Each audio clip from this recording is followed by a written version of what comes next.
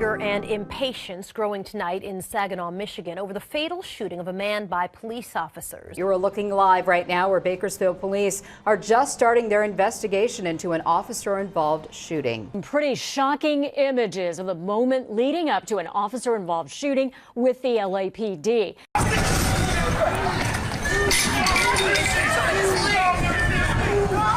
This confrontation on LA's Skid Row ended in tragedy.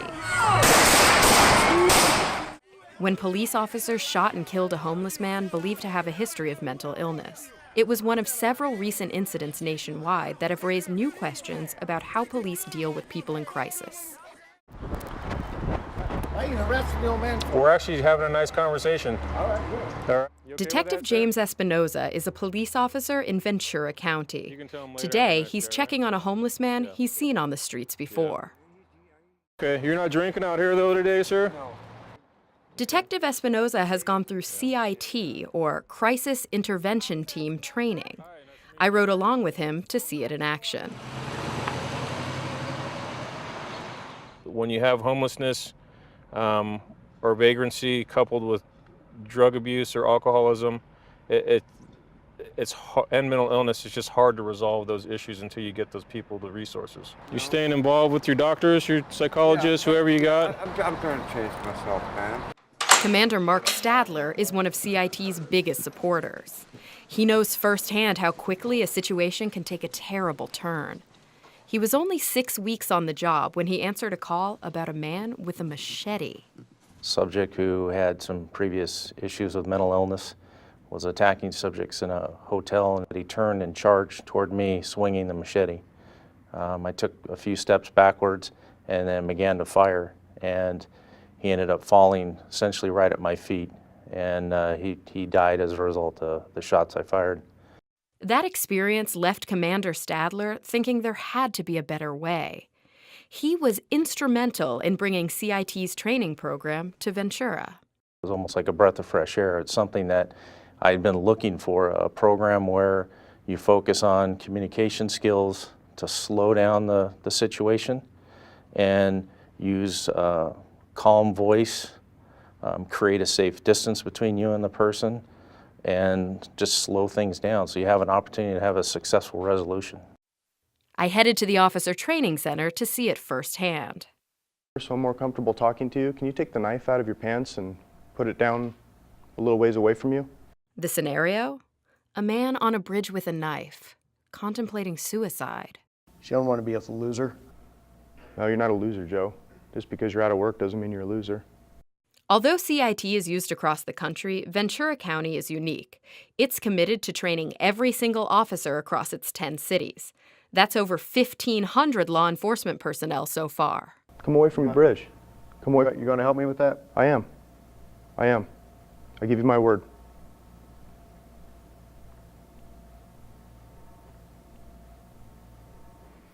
All right.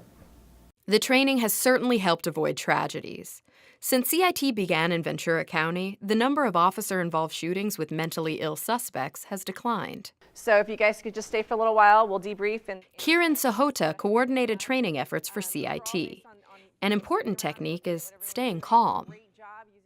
We train throughout the week on different mental health de-escalation techniques. Would you be willing to go with us? No. And take you somewhere where we can get you warm, get I'm you not some cold. food? I'm not cold. I'm not hungry. Okay. And then. Do you want my money? No, that's okay. Another scenario, Lost in the Park, teaches officers how to deal with an individual who's so mentally ill they can't take care of themselves and are said to be gravely disabled. I don't want that money. Perhaps the person is wandering around without shoes on. They've come from another community. Perhaps they've had rocks for dinner. So just finding out a little bit more about that person so that they can determine that that person is truly gravely disabled. Ratan Bhavnani is executive director of the National Alliance of Mental Illness for Ventura County. He's a firm believer in CIT training, in part because his own son has a very serious mental illness called schizoaffective disorder. He was under a great amount of stress and was hearing thoughts or voices that were inappropriate, and I called and asked for help. And when the CIT officer appeared on the scene, he came out very casually, spoke very gently to my son, "Hey buddy, how's it going? How are things with you?" And just that interaction that took place slowed my son down. He agreed at that point to take medications to calm himself down. Avoided hospitalization at that point, which was otherwise would have been very necessary. Bhavnani says simple interventions like this will also help keep people out of jail. Police tend to take folks into jail for any kind of crime that they commit, and sometimes the crimes are really silly matters that committed by someone with mental illness. Going to jail doesn't help. In fact, it makes matters worse. In many cities, jails have become de facto mental institutions. CIT training can help prevent that. And crisis can happen to anyone. It doesn't matter what your race is, what your class is, what your social class is, what your financial situation is. If you have one crisis event, it could change your whole life.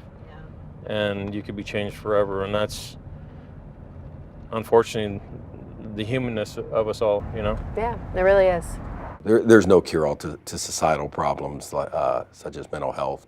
It's a vital tool in providing more equitable and effective treatment to people in mental health crisis.